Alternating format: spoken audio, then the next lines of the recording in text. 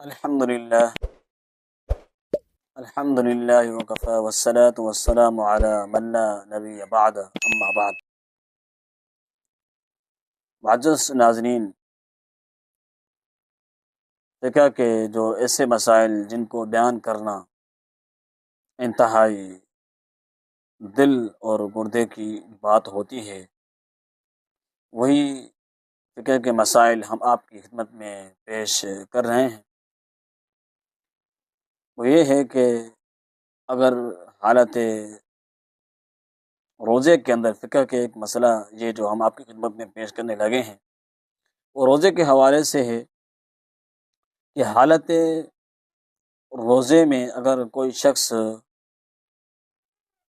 کسی مردہ عورت کے ساتھ وطی کرتا ہے، جماع کرتا ہے، تو پھر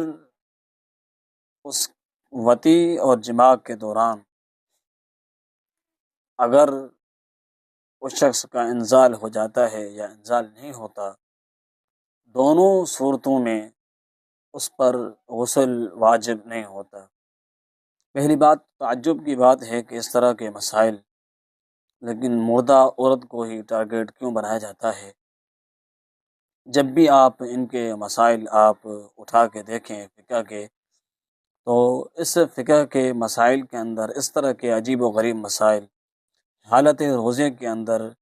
ضرورت کیا ہے؟ پہلی بات تو کسی مردہ عورت کے ساتھ جماع کرنے کی، اور روزہ اگر آپ رکھ رہے ہیں، کیا وہ روزہ آپ کو یہی ترغیب دیتا ہے کہ آپ کی روزہ یہی تربیت کرتا ہے کہ آپ حالت روزے کے اندر مردہ عورتوں کے ساتھ جماع کرنا شروع کر دیتے ہیں، اور پھر آپ کا جو ہے مادہ منویہ خارج ہوتا بھی ہے، خارج ہونے کے بعد بھی آپ کہتے ہیں غسل واجب نہیں ہے، روزہ بھی برقرار ہے؟ یہ اس طرح کے مسائل اور انہی مسائل کو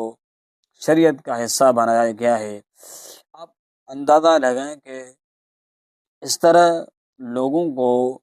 بے حیائی کی طرف دھکیلا جاتا ہے اور بے حیا کی ترغیب دی جاتی ہے اس طرح کے مسائل بیان کر کے۔ اللہ تعالی سب کا حامی و ناصر ہو۔ ہدایہ کے اندر یہ بات موجود ہے کہ کسی مردہ عورت کے ساتھ جماع کریں، لواطت کریں، اور اس کے بعد